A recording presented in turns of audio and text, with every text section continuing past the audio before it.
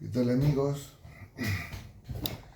Bueno, hoy hablaremos del hombre sirena, el cuento de Samantha Schweblin. Es un cuento que fue publicado en su libro Pájaros en la Boca en el año 2017. En este cuento breve, una mujer narra en primera persona el momento en que se encuentra con un hombre sirena, en el muelle, cerca del bar donde bebía café mientras esperaba a su hermano.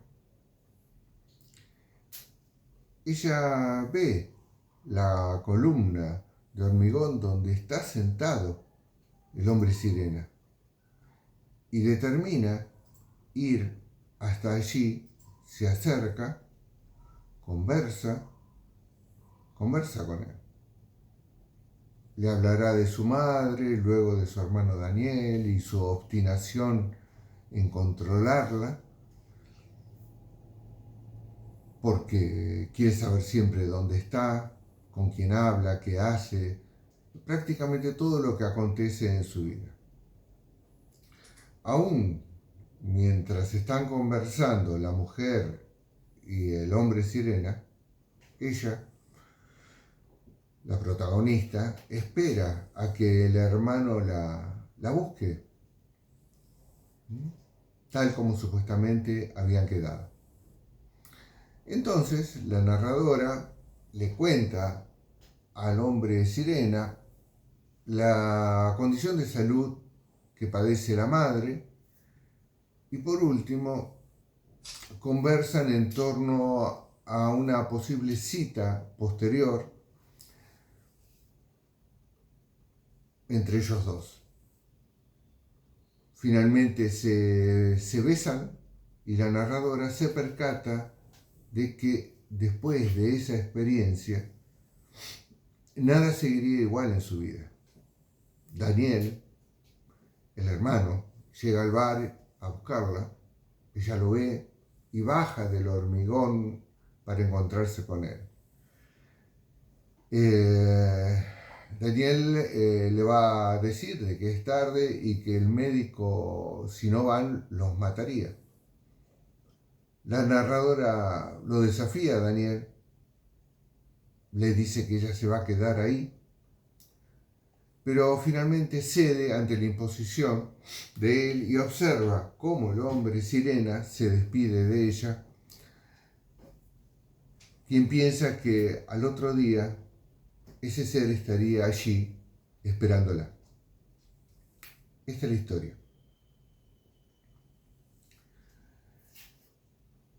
Vemos desde la primera oración que la visión, la intención y el modus operandi de este relato distan del fantástico tradicional. No son iguales al fantástico tradicional. Fíjense, dice: estoy sentado en el bar del puerto esperando a Daniel cuando veo al hombre sirena mirarme desde el muelle.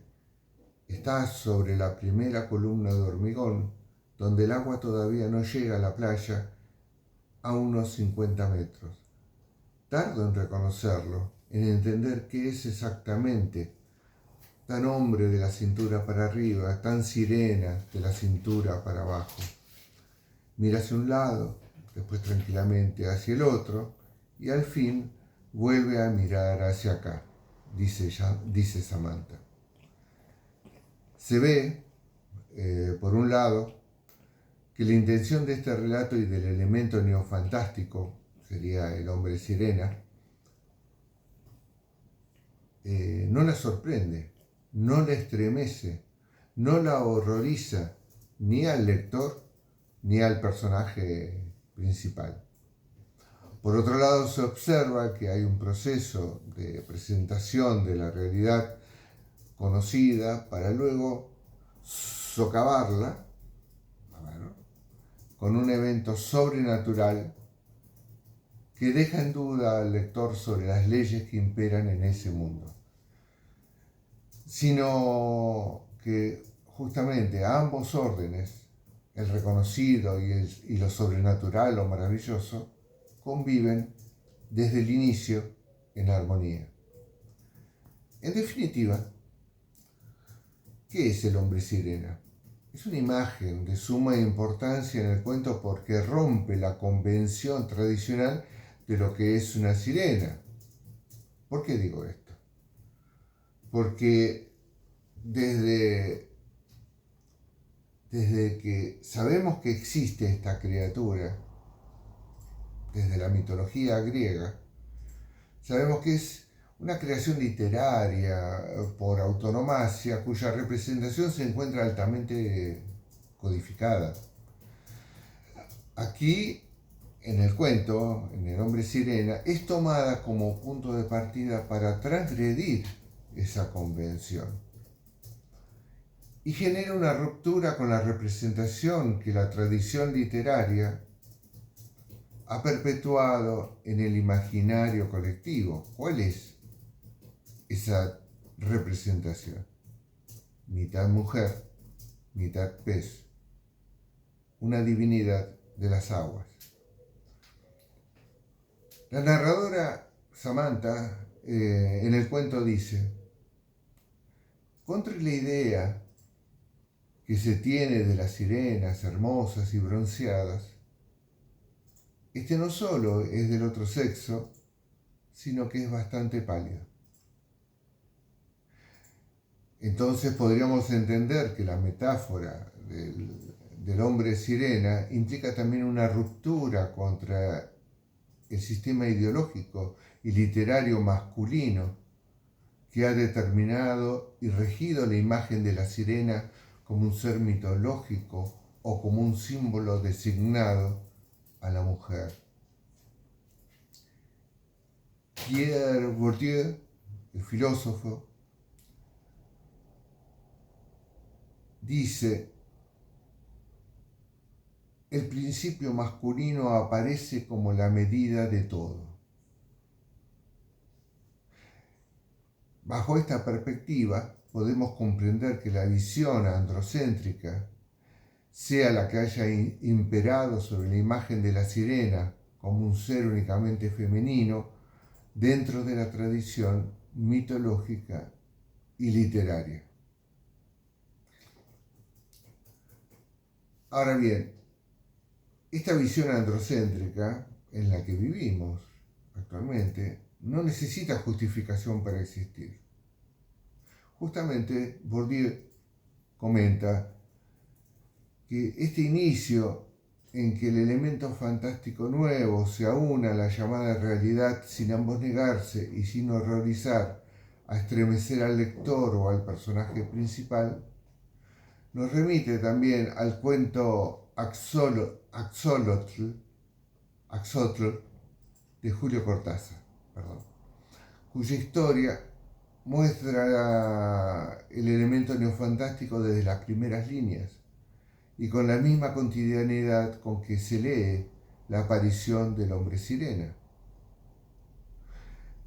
Ahora bien, el uso frecuente de la omisión de referencias da lugar a la ambigüedad.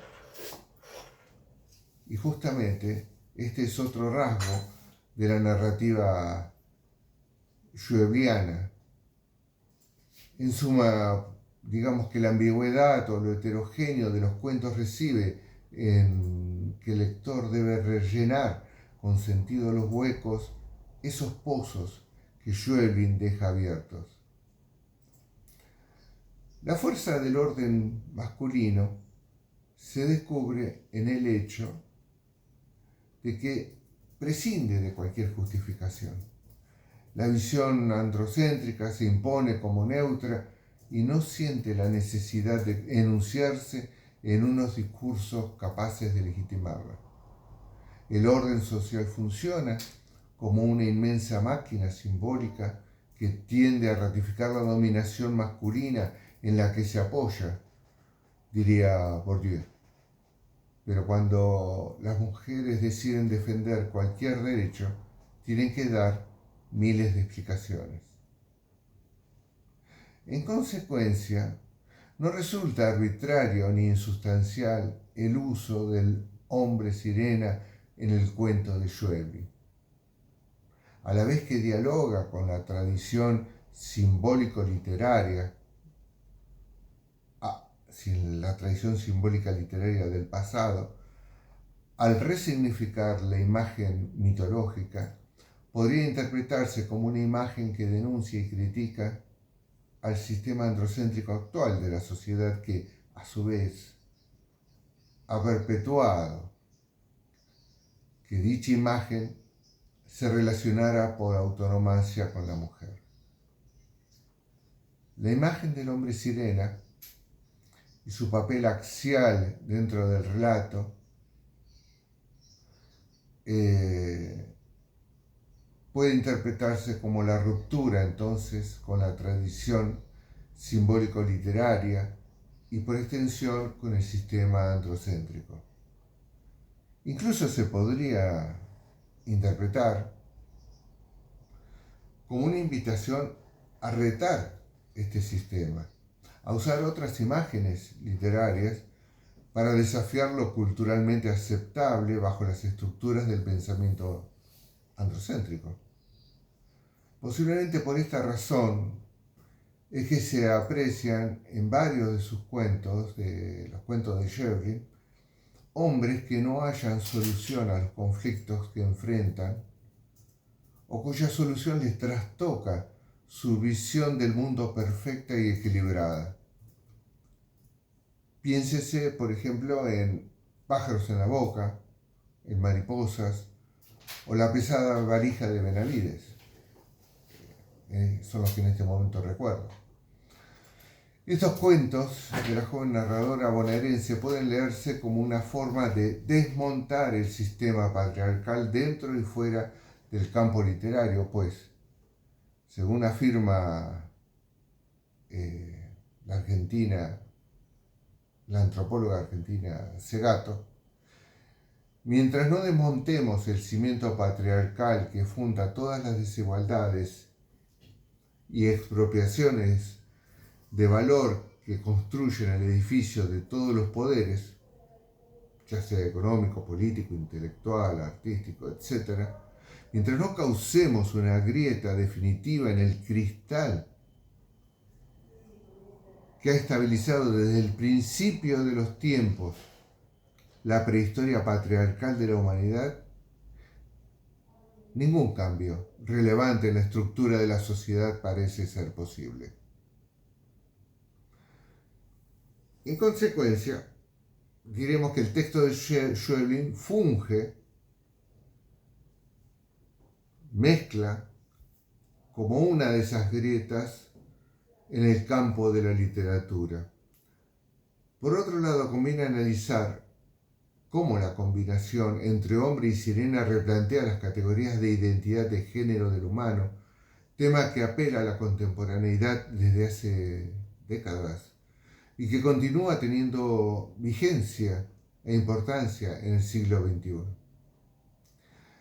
En la medida en que la identidad se preserva mediante los conceptos estabilizadores de sexo, género y sexualidad, la noción misma de la persona se pone en duda por la aparición cultural de estos seres con género incoherente o discontinuo, que aparentemente son personas, pero que no se corresponden con las normas de género culturalmente inteligibles mediante las cuales se definen las personas.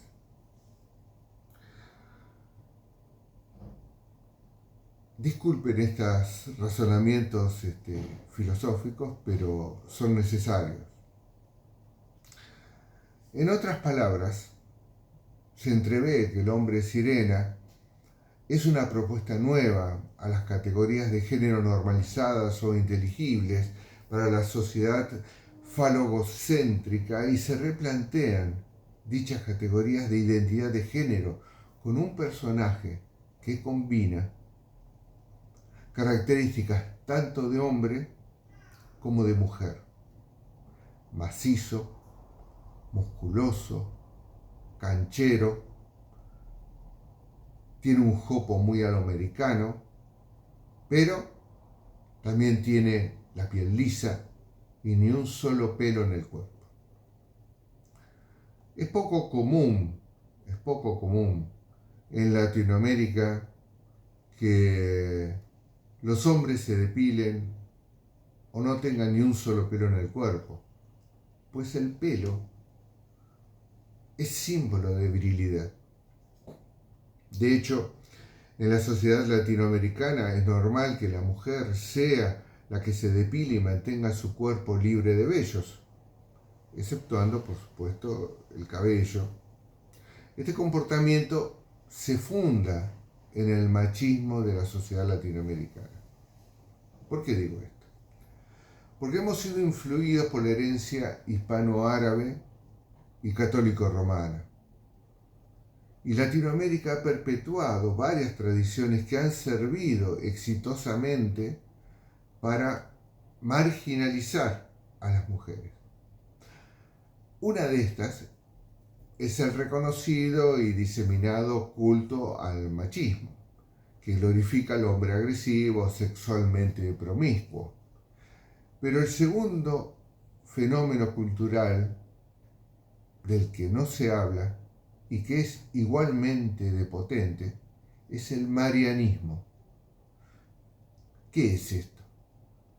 Este nombre se origina y se refiere a la Virgen María, en el sentido no religioso, pero que glorifica el sufrimiento extendido, el sacrificio propio y la castidad y pureza de la mujer, además de la madre dedicada al hogar y su formación. Además, podríamos abundar sobre estos orígenes machistas, volviendo a Segato. Ella dice, de hecho, el sujeto fundador de las repúblicas de nuestro continente, es decir, el criollo, no es tal paladín de la democracia y la soberanía como la historia lo publicita, sino el sujeto de 4 características que refundan su exterioridad con relación a la vida. Es racista, es misógino, es homofóbico y es especista, o sea, discriminador. El personaje del hombre sirena, por lo tanto, es una imagen que subvierte los límites de género que la sociedad intenta imponer a los seres humanos. Y por lo tanto, sirve para revelar otras matrices diferentes y subversivas de desorden de género. Más aún, el relato dialoga con la tradición fantástica hispanoamericana, puesto que ya nombramos a Axotl de Cortázar, pero también podemos decir que no estamos leyendo Mancuspias, que eran esas criaturas imaginarias creadas por la mente de Julio Cortázar en su cuento Cefalea, parte del libro Bestiario, o narradores que vomitan conejitos, ¿no? Los participantes de mis talleres se estarán riendo porque lo recuerdan. ¿Por qué digo esto? Porque dado que su innovación literaria de estos se vinculan más con lo estético que con lo social, ¿no? No son una metáfora neofantástica que tiene implicaciones directas, ¿no? Con la sociedad. Así, similar a como hicieron algunas de sus precursoras en el siglo pasado, Samantha entrevé en la oscuridad de la contemporaneidad esos destellos de luz que pueden ser estudiados o interpretados como desafíos como desmontes de las estructuras androcéntricas y falocéntricas de la sociedad. Ahora bien, podemos todavía hacer una segunda reflexión. Desde los inicios del cuento se nota que el conflicto no figura en la metáfora neofantástica del hombre sirena, sino en relación con su hermano. Es decir, el conflicto en el cuento es el hermano. Y Samantha lo dice así: mi primer impulso es pararme, pero sé que el Tano, el dueño del bar, es amigo de Daniel y me vigila desde la barra. El Tano se acerca para ver que todo esté bien. Insiste en que Daniel ya debe estar por llegar, que debo esperar. Le digo que se quede tranquilo, que enseguida vuelvo.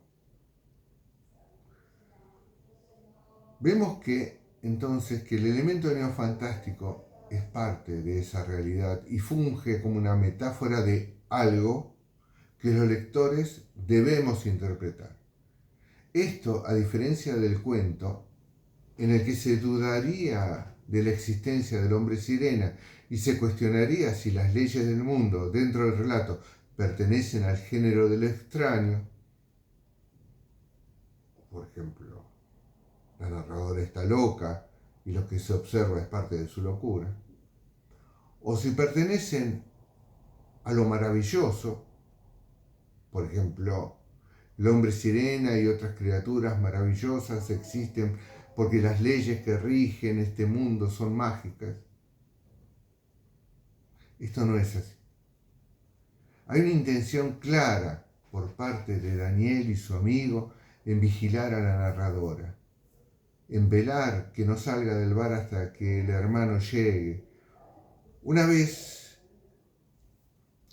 que la mujer está conversando con el hombre sirena, el lector nota que más que la enfermedad de la madre, de quien los médicos creen que no aguantará mucho más, el conflicto de la narradora gira en torno a la forma obsesiva en cómo Daniel vigila a su hermano. Samantha lo dice textualmente. Pero ese no es el problema, digo. El que me preocupa es Daniel. Daniel está mal y eso no ayuda. Luego se entrevé dentro de la conversación lo obsesivo que es Daniel con su hermano. Dice, está todo el día pensando de dónde va a sacar dinero para pagar esto, de dónde para lo otro. Todo el tiempo queriendo saber qué estoy haciendo, dónde voy a estar, con quién. ¿Vive con tu madre?, le pregunta el hombre sirena. No, mamá es como yo, somos mujeres independientes y necesitamos nuestro espacio. Él considera que es peligroso que yo viva sola. Así nomás me lo dice. Yo creo que es peligroso que una chica como vos viva sola. ¿Quiere pagarle a una mujer para que esté todo el día detrás de mí? Por supuesto que nunca acepté, escribe Samantha. Me alquila una casita a unas cuadras. Cree que este barrio es mucho más seguro y se hace amigos por acá, habla con los vecinos, con el Tano, quiere saber todo, controlar todo. Es realmente insoportable. Mi padre era así, le dice el hombre sirena. Sí, pero él no es mi papá. Papá está muerto. ¿Por qué tengo que soportar un papá hermano si papá está muerto? Bueno, dice el hombre sirena, quizás solo intenta cuidarte. Y Samantha escribe, me río sarcásticamente. En realidad, el comentario casi arruina mi humor y creo que él, el hombre sirena, alcanza a darse cuenta. No se trata de cuidarme. es más complicado de lo que pensás. Finaliza. Conviene aclarar que las omisiones que circundan la relación de la narradora con el hermano se han interpretado anteriormente por otros críticos quienes arguyen que la narradora está loca como la madre y que oculta su condición de salud proyectándola en el hombre sirena. Esta interpretación utiliza como base la explicación de la enfermedad de la madre. Dice el cuento de Shirley, ella no solo está enferma, la verdad es que la pobre está totalmente loca. Y también en lo que Daniel le dice cuando va a recogerla. Texto de Shirley. Vamos, es tarde, el médico va a matarnos. Vemos que sobre esta posible interpretación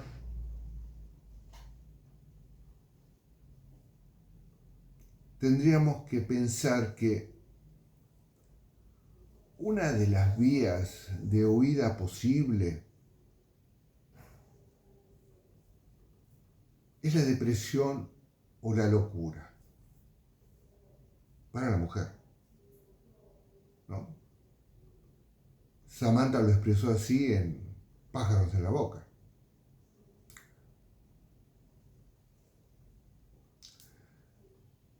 El hombre sirena nos sirve de ejemplo.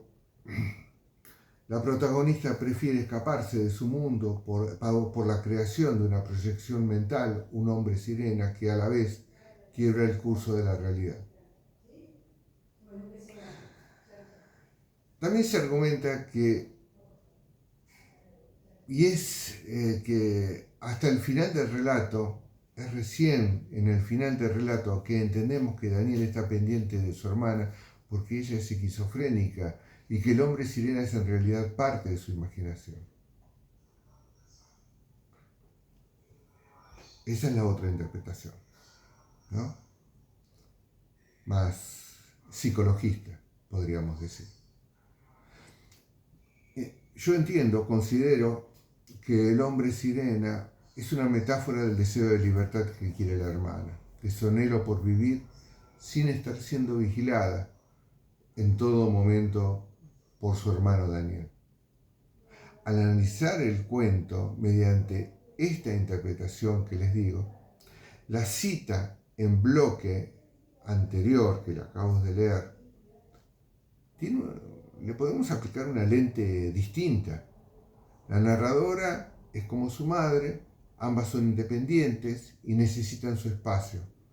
Por lo tanto, son mujeres que atentan contra la dominación masculina o el orden androcéntrico, en donde el hombre maneja y controla a la mujer como Daniel quiere hacer con su hermana. Por tal razón es que Daniel quiera saber siempre qué está haciendo su hermana, dónde y con quién,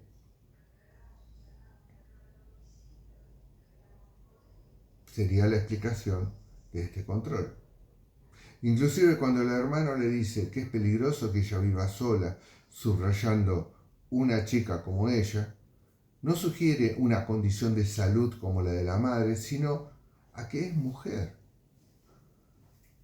que anhela su libertad de la dominación masculina, una chica que prefiere su independencia.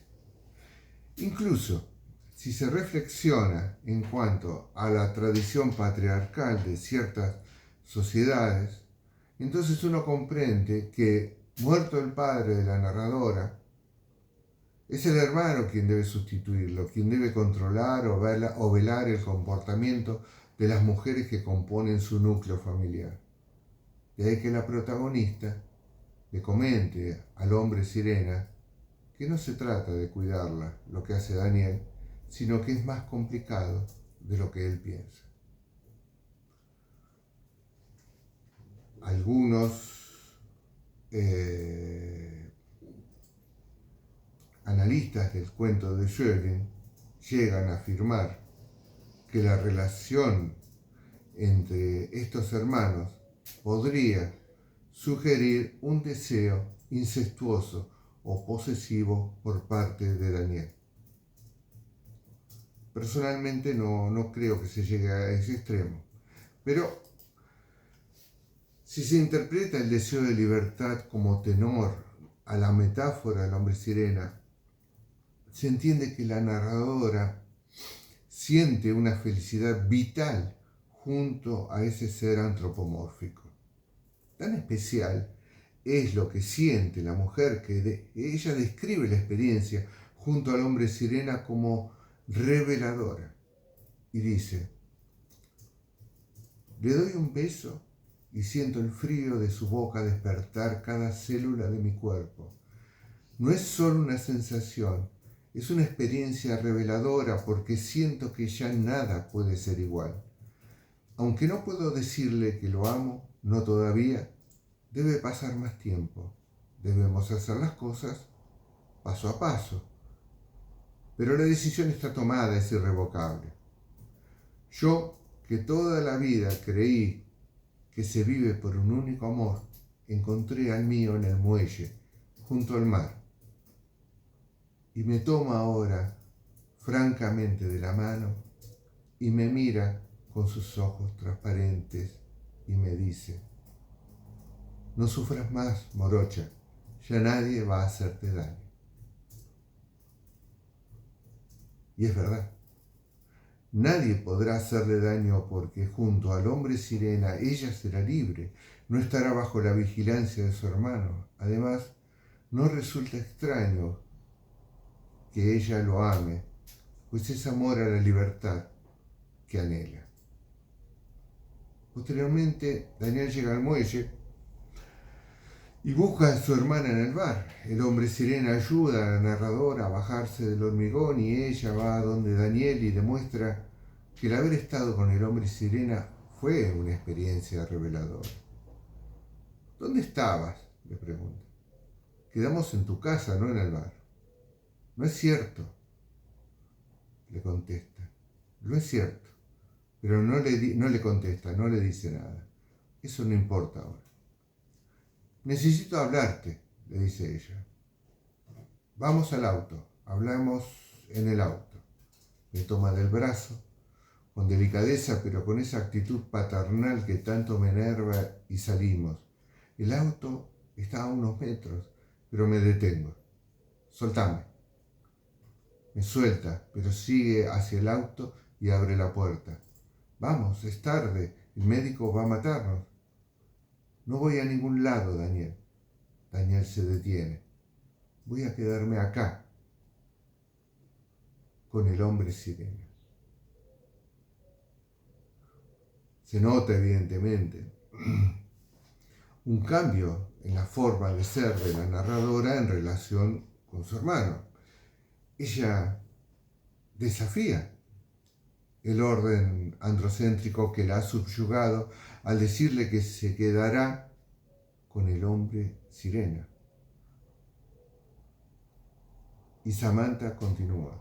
Y aún así, Daniel entra al auto y abre la puerta de mi lado. Entonces no sé qué hacer. Y cuando no sé qué hacer, el mundo me parece un lugar terrible para alguien como yo. Y me siento muy triste. Por eso pienso, es solo un hombre sirena. Es solo un hombre sirena. Mientras me subo al auto y trato de tranquilizarme. Puede estar ahí, otra vez mañana, esperándome. Y así termina el cuento.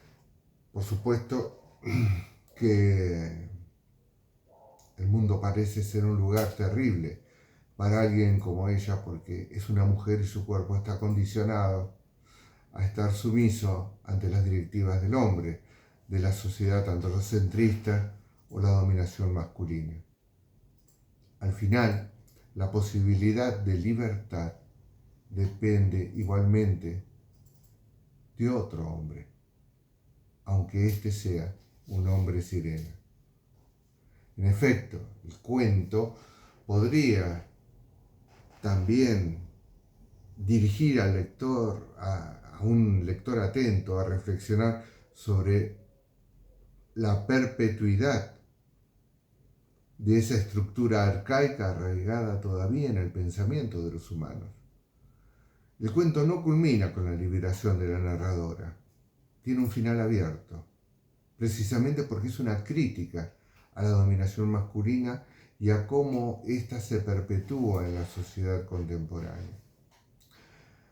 La autora mantiene un diálogo con la tradición literaria de los fantásticos en Hispanoamérica, lo hemos dicho. La diferencia figura en que no es la diferencia que aquí figura, es que no es un Aleph o sonidos que se toman una casa o un ente sin nombre que un adolescente lleva a un parque. En este cuento hay una metáfora que apela al ser humano contemporáneo y denuncia el sistema social actual que mantiene a la mujer subyugada a la dominación masculina. Finalmente,